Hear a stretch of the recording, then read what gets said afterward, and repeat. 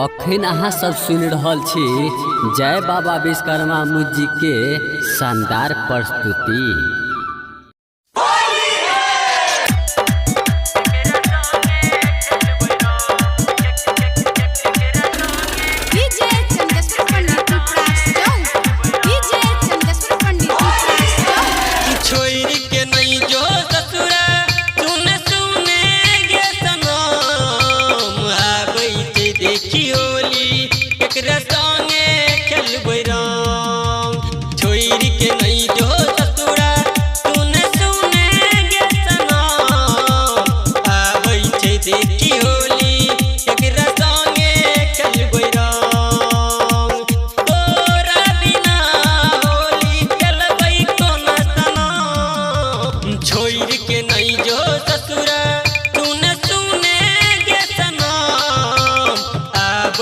देखी होली एक रसोंगे खेलबै रंग छोइरी के नहीं जो ससुरा सुने सुने गे सनम आबै छे देखी होली एक रसोंगे खेलबै रंग।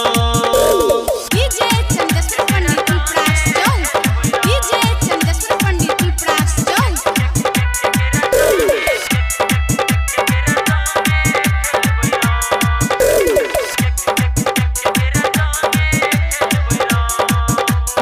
Recording studio Delhi. वादा केने रहियै राबै होली में दुनु गोरा खेलबै जाके मधुबन टोली में।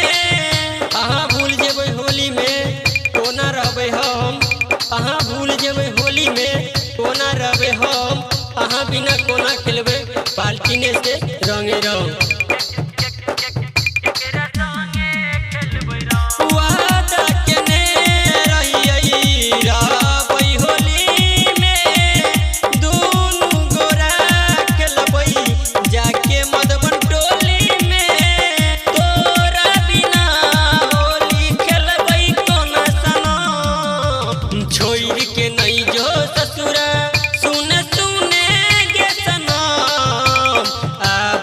देखी होली केकरा संगे खेलबै रंग छोइरी के नहीं जो ससुरा सुने सुने गे सनम आबै छे देखी होली केकरा संगे खेलबै रंग। डीजे चंदेश्वर पंडित प्रास जाऊ डीजे चंदेश्वर पंडित प्रास जाऊ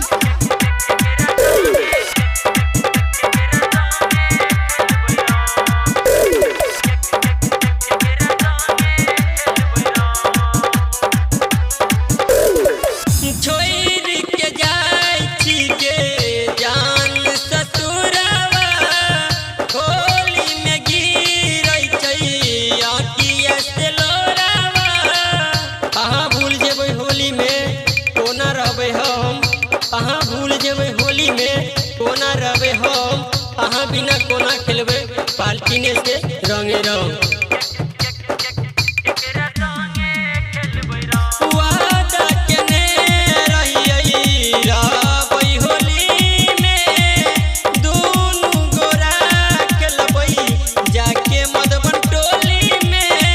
तोरा बिना होली खेलबै कोना सनम छोइरी के नहीं जो ससुरा सुने सुने गे सनम आबै छे देखी होली केकरा संगे खेलबै रंग छोइरी के नहीं जो ससुरा सुने सुने गे सनम आबै छे देखी होली केकरा संगे खेलबै रंग। माँ दुर्गा रिकॉर्डिंग स्टूडियो दिल्ली।